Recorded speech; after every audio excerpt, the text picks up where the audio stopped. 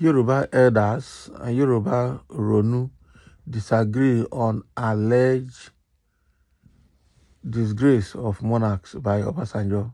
The Yoruba Council of Elders, YCE, yesterday berated former President and Chief Olusegun Obasanjo for ordering Okeogun monarchs to stand up and sit down at an event organized by the Oyo State government in Ishei, Oyo State. In a statement made available to The Guardian in Ibadan by its Secretary General Chief Oladipo Oyewole, the elders described the action as an open disdain for the stools, saying that it is a denigration of the status of Yoruba traditional leaders and a direct affront on the people's culture, norms, and values. It read, "It is sacrilegious to brazenly and unabashedly ridicule second in command to the deity, Igbakeji Orisha, the highly cherished heritage and cultural values of the Yoruba people must be respected by all and sundry. It is a desecration of the revered Yoruba stools and open opprobrium of progenitors of Oduduwa.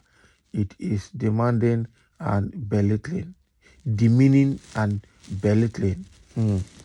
As elders of the respected people of Yoruba, we have the sacred duty to protect our culture, values, norms, and traditions.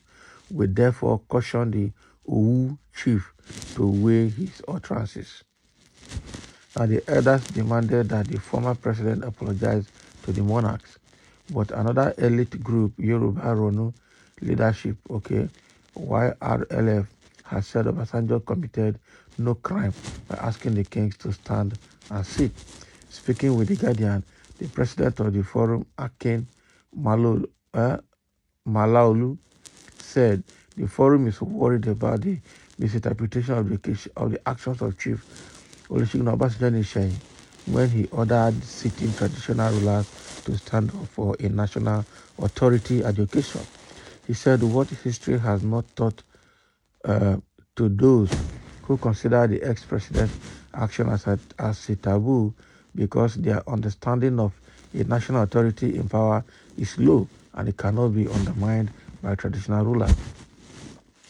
History gave us the events of the past and the present, which explain the demarcation between the national and the traditional.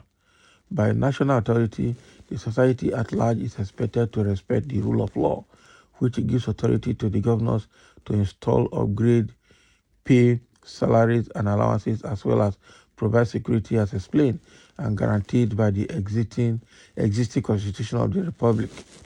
The authority of a national government is of higher significance to the authority of the Oba or Emir. Hence, they could be dethroned or sent into exile. Those who saw Obasanjo's intervention at the Ishei Forum should have been more circumspect in their releases of the video, because the traditional leaders at the occasion realized their compound insult on the governor of the Oyo State by rising to give respect to whom respect is due. We must be guided by the traditional rules that when a king is far from his domain and without his stool and not in his palace, then both which are symbols of his authority cannot be used at the Ishei occasion. A king is a king if he is in his own palace or on his own stool. The kings on that occasion at Ishei were invited by the governor, and such a provider to all they enjoyed as traditional leaders deserves the respect from the kings. That is it. So these people are coming out from the aspect of the law. So some kings, Yoruba Ronu, are saying that Obasanjo committed sacrilege by ordering the kings to stand up and sit down, in that occasion or that event. But another group has come out to defend Obasanjo, saying that there is a difference between tradition and national law. So the national law and constitution gives the governors the authority to install and to pay and to care for their welfare, and also to dethrone and send them to exile if they misbehave.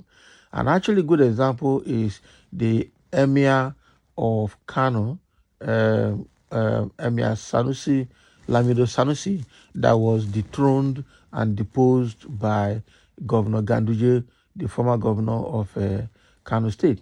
And up to today, that Emir has not been reinstated because the national power, the power conferred on the governor by the constitution, is too large, and so you cannot claim kingship before the governor, most especially when the king is not in his palace and not on his stool. He is subject to every circumstance around him. Okay, so but in this case, the governor invited these people, so they were not at their palace and they were not on their stools, and they have to give respect to the governor. That is it. So Obasanjo, being a president, understands this law very well, and that's why he's not giving any apology to anybody. That is the law, and that is the constitution. And the governor can choose to dethrone them and refuse to pay them and probably send them on exile, and they will definitely succumb or they face the wrath of the law. The king is not bigger than the law. The governor is the custodian of the law in the state. So what I will say, and so that is what the group defending Obasanjo is saying, and I think it makes sense that way.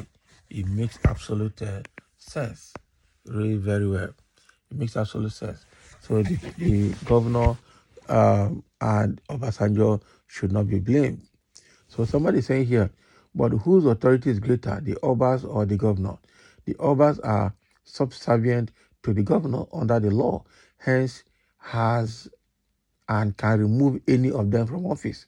So the only problem here is the way Obasanjo dressed them down in public. Otherwise, they are not rising up to their feet in honor of governor was a breach of protocol. And that is true. Good response. You are right on the point. I also agree with you that the problem could have been the manner in which the retired general commanded the Obas. Hope they haven't forgotten OBJ is a retired warlord and head of state and lastly president. Please let the Obas learn from their mistake and bury the hatchet instead of demanding apology from Baba. Exactly. They don't know. They don't know. I agree with you 100% because OBJ is not like those chameleon Yorubas that will prostrate before their elders, okay, and at the same time be abusing them while still prostrating before them. That's why the Hausas call them berebe. Berebe. Fulani gave them Yorubas, meaning hypocrite chameleon. Those who support injustice and criminalities are evil, stupid Yoruba hypocrites. So what are you saying? Who are you addressing? And somebody say you nailed it. Okay. OBJ is very correct and did the right thing. The Obas must respect the governor who gave them staff of office and paying their salaries. The kings must respect Obasanjo, who is probably older than most Obas and as ex-president. Okay, upside down thinking. Who is Obas? Those that didn't know right thing to do before being told. When a child didn't know what is right and wrong, he needs to be told. OBJ is correct. A governor is higher than any traditional ruler, and that is correct. Only idiot will believe that OBJ is a Yoruba man. What do you mean?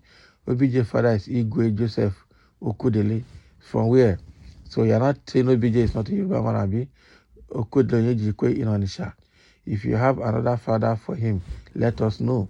OBJ mother gave him all the Yoruba names. Then who is your father? Ask your mother.